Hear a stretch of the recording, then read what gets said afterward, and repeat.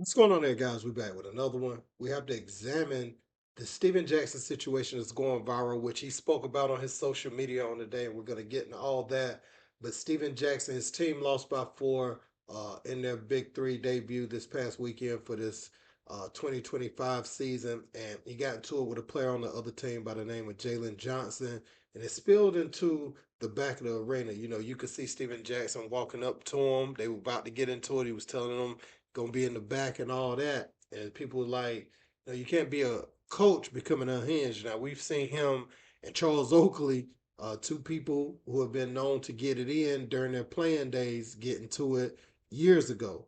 But now Steven Jackson has gone from that player position to the coach's position, and they're like, he needs to be able to tone it down. Even when players are in the emotion of the game, you one of the elder statesmen, you might want to brush it off. But we're gonna get into what was said that people are really criticizing him about, and also Steven Jackson went at that page NBA Centel that normally tricks people into believing they're NBA Central. Let's check it out.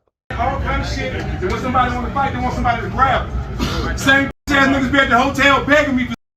Now y'all want to show out in front of these people. One of you niggas get burned with me. I'm not these niggas. Google me, bitch. I will burn one of you hoes. So the page NBA Centel, they posted a fake quote with Steven Jackson, saying, clowning him basically for checking in with O Block, and was talking about that's what he was saying here in this video. And for y'all that know, Steven Jackson was criticized a few years back. He checked in with some teenage gang members and was pretty much saying, he checked in with some real ones, and these is gang members, man. So for him to look at that as a badge of honor, people were kind of coming at that. Now, Steven Jackson, he tried to explain it different ways over time, but people aren't hearing it. But, Steven Jackson did respond to NBA Centel and threatened to get that page taken down with that fake quote. And, you can see that the tweet has been deleted since then. You won't find it on their page. Now, Steven Jackson did go to his Instagram to also address this footage getting leaked out to the public, saying that it's against policy for it even to get out to this point. Let's check out what he had to say. Hey, now y'all see why I be out the way. Because they be looking for shit to post on me. You know what I'm saying? It's a shortage of real niggas, so they be looking to post shit on me. But hey, stop sending me that shit. All the people that sending me that video, I was there. I know what happened. All the good shit I do, they don't post that, but they post the bullshit. And it's gonna happen again. It might not be the last time, because I take no disrespect. But fuck them bloggers. And people that sending me to it, if you following a blogger, we shouldn't be friends anyway, because I follow no bloggers. I don't read blogs. They are the most untalented people ever. They have no life. They never accomplish nothing, so just talk about what other people got going on and the success they had, but they can't talk about their own success because they ain't done shit. Similar to streamers.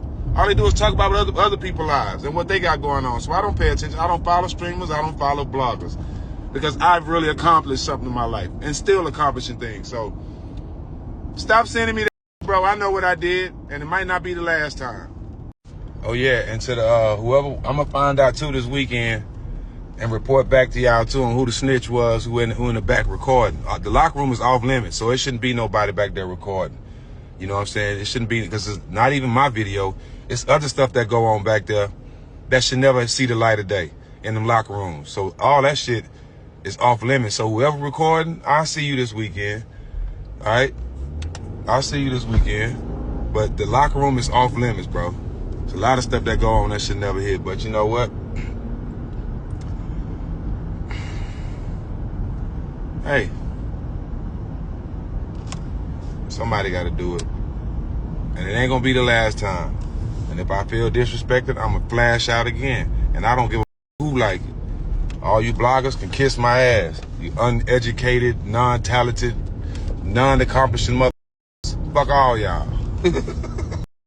Now, only thing I could find about the media for the Big Three is that under specific circumstances, they may be granted a pass to the media. Now, we saw the video yesterday where Michael Beasley went in there and got in Dwight Howard's face, but that was Big Three media itself.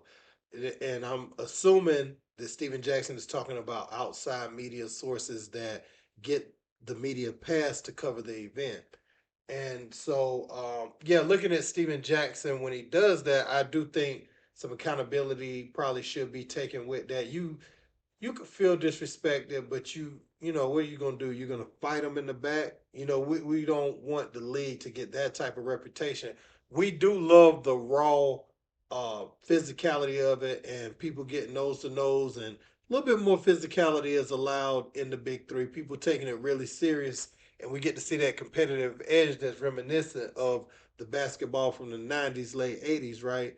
But you do have to maintain control of the league, and you also have sponsors and different people like that that you must consider for the league to continue. And so you want the standard of the league and pretty much the presentation of it all to stay intact with your sponsors. You're on CBS, you know what I'm saying? You're not even just live streaming and picking up advertisers that way. Even though you would have to watch that as well when you got to a certain level.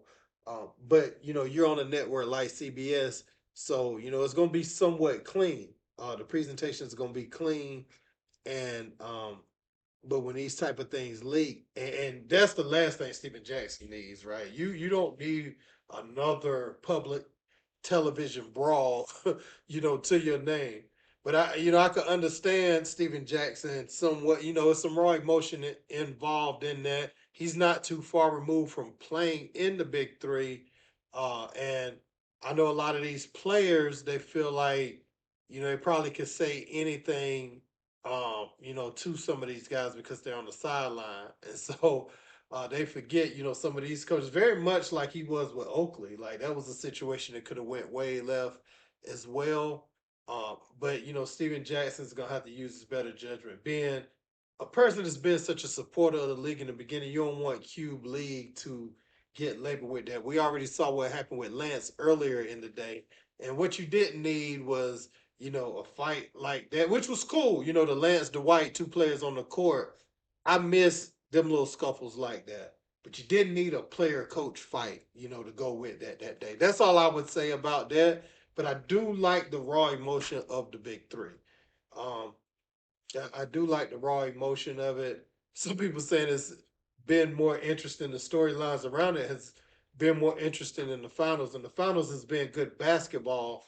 But the other things, off the court, you got Mike Beasley, Lance Stevenson coming off of the ones, them playing on the same team, that Miami 305 team, has generated a level of interest, coming into this season. You had Jamal Crawford just commit to possibly playing in it next year.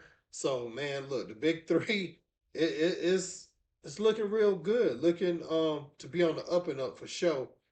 I want to know what you guys think about Steven Jackson, though, in this situation with the player Jaylen Johnson, where his team lost by 4 points and they almost came to blows, man. Let me know what you guys think in the comments. Don't forget to like, share, and subscribe. Till next time. Peace.